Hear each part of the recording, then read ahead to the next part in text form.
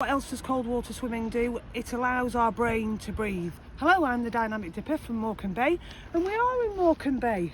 Unfortunately, it's a little bit cloudy, and so you can't see the beautiful view that you can usually see across the bay. It's got the best coastal view in the country. Anyway, so a really quick video. If you like my videos, please click on the link on the button below and subscribe. So tomorrow is World Mental Health Day.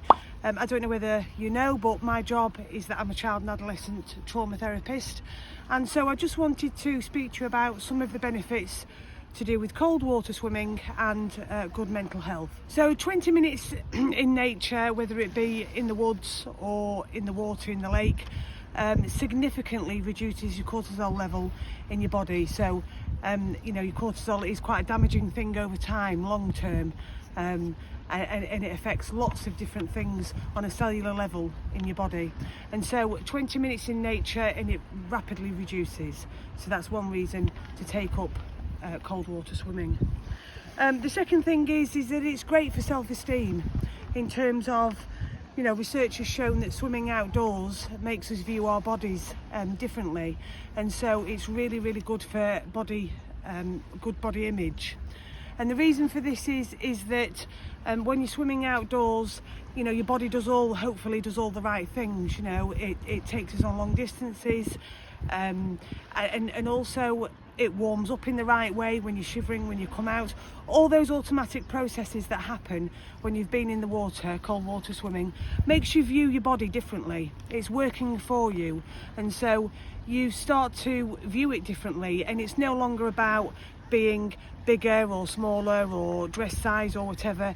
It's about the fact that actually your body's doing what it should do when you go in cold water.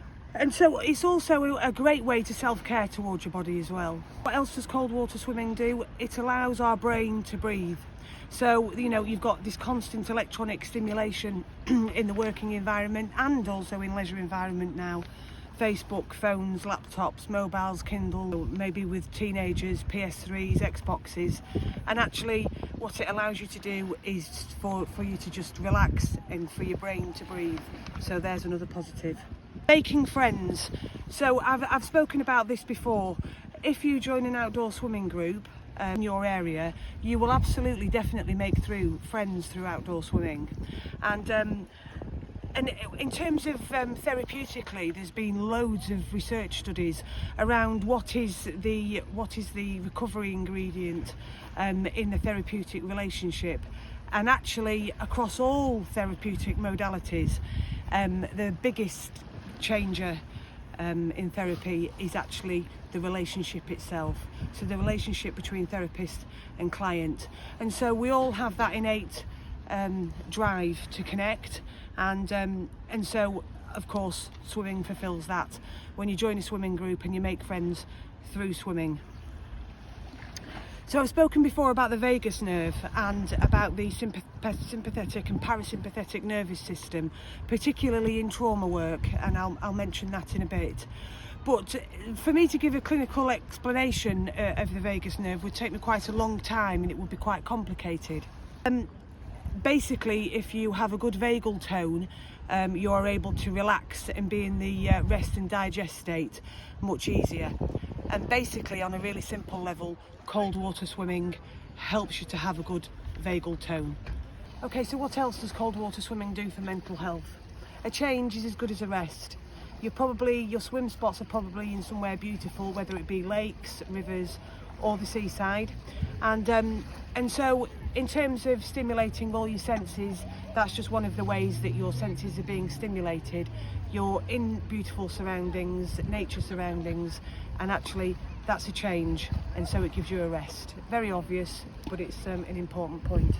You're just doing one thing at a time, and particularly, I'm going to generalise now, I might get some complaints, but particularly for women, they are multitasking quite a lot of their lives, and when they're going swimming, they're just doing that one thing, and that's very good in terms of giving our brains a break again, and so you're just doing that one thing.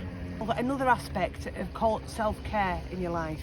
So it's another arena in which you're able to think about how you can self-care in terms of the clothes that you want to take after you come out of cold water, the food that you want to prepare, the special hot drinks that you want to prepare, and it's a way of looking after yourself. Just to move on to psychological trauma. So psychological trauma is usually, when people think about psychological trauma, they think about the presence of distress. And of course, that is the nature of psychological trauma. What it also is that it's the absence of curiosity, playfulness, laughter, self-compassion, enlivenment, all of those things.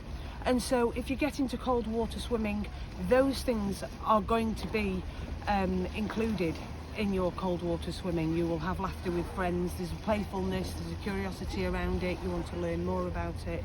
So in terms of helping with psychological trauma, cold water swimming absolutely, totally does that, for those reasons and all the other things that I've mentioned in the video. So that was just a quick video on World Mental Health Day. Okay, so I'm going to go in for a dip now, a bit longer than a dip. I was in 40 minutes yesterday, probably do the same today. Anyway, it's over and out from the Dynamic Dipper at Morecambe Bay. Bye!